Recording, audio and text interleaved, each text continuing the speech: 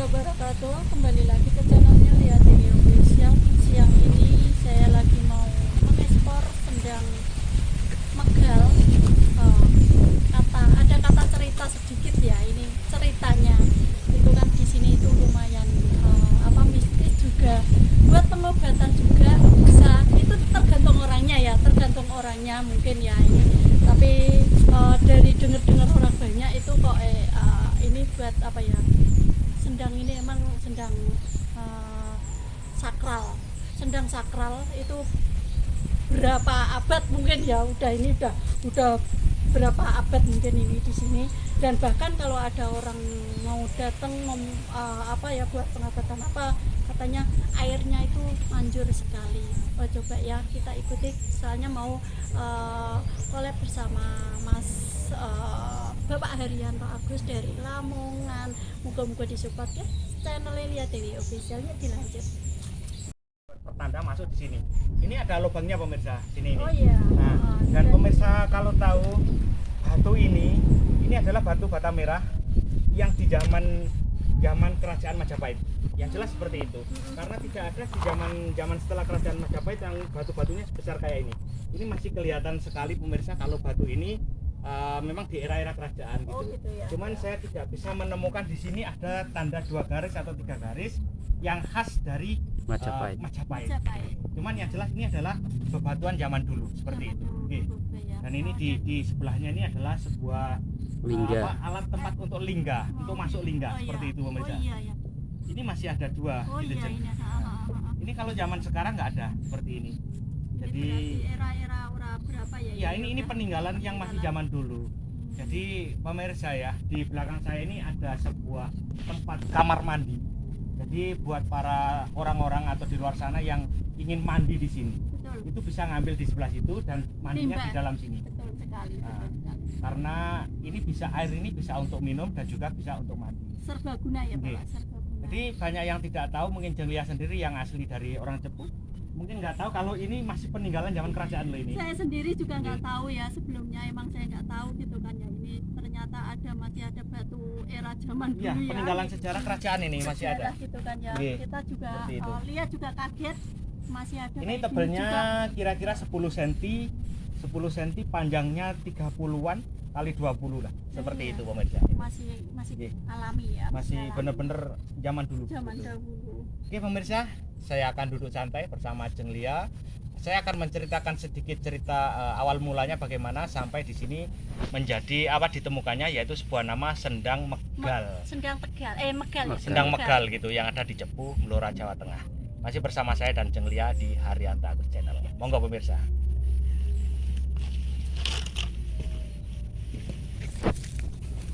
Itu peninggalan itu. Tuh masih.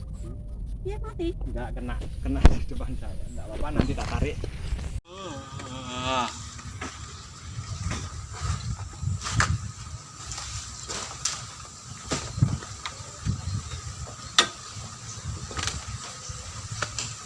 Ponas, gini kulo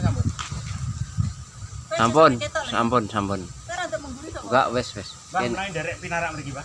Monggo mriki mboten ana apa? Mboten sekedap mawon, sekedap. Mboten ana apa? Mriki, Pak. Kalih jagong biasa. Alhamdulillahirabbil alamin, saat ini saya sudah berada di ini adalah Sendang Megal, lokasi Sendang Megal yang ada di Desa Balun gitu, Pak.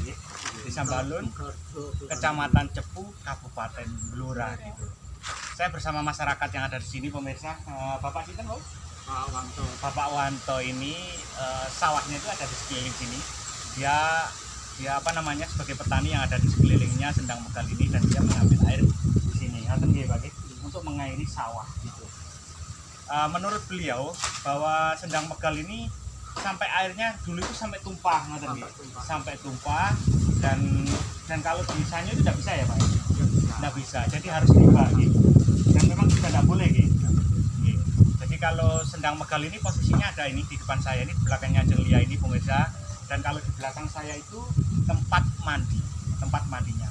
Jadi cerita misteri sakralnya atau mistisnya zaman dulu, kalau saya bisa cerita pemirsa, Ini adalah informasi ini saya gali dari seseorang yang dari Mbalun sana ya mohon maaf tidak saya sebutkan namanya gitu ya Cing ya. Sebuah privasi yang jelas informasi ini adalah fix dari keturunan ke keturunan sampai ke beliaunya. Dulu itu ada namanya ya bisa dikatakan seorang wali Allah, namanya yaitu Mbah Sinten? Nawang. Mbah Nawang Dipuro itu yang makamnya ada di Mbalun Cepu, Blora, Jawa Tengah. Nggih, leres nggih. Balun cukup.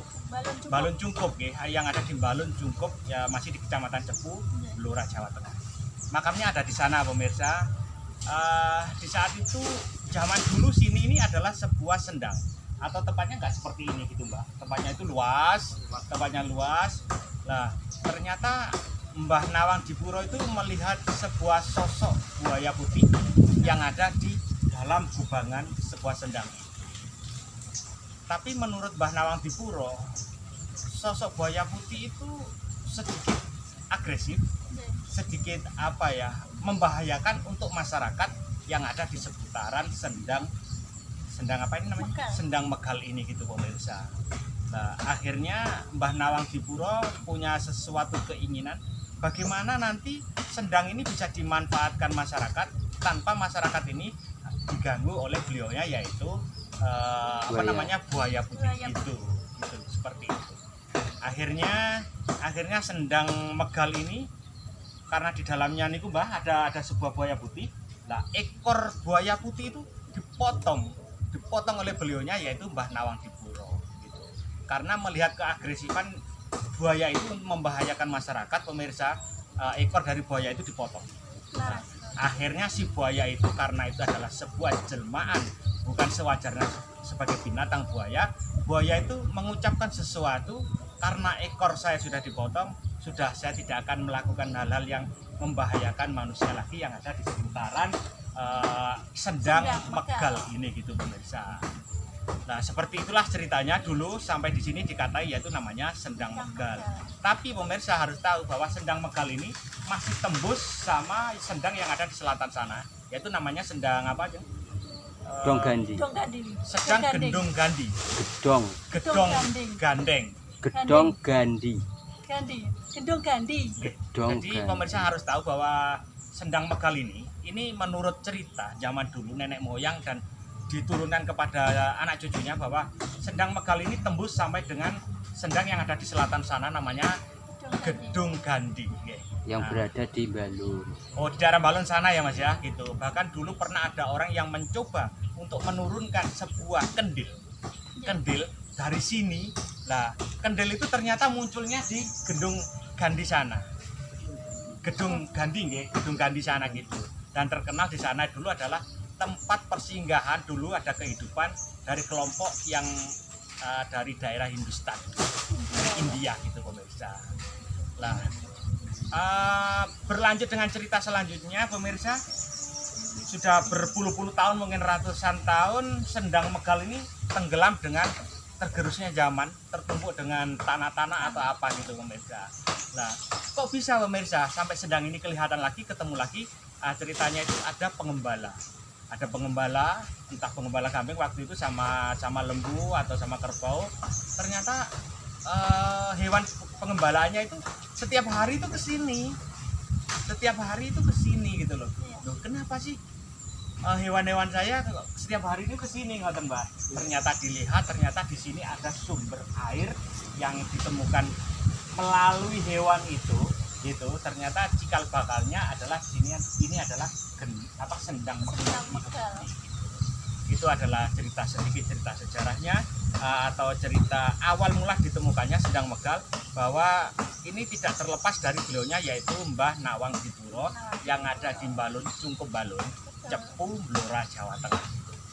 Nah, Sendang Megal ini dipercayai sebagai air pengobatan.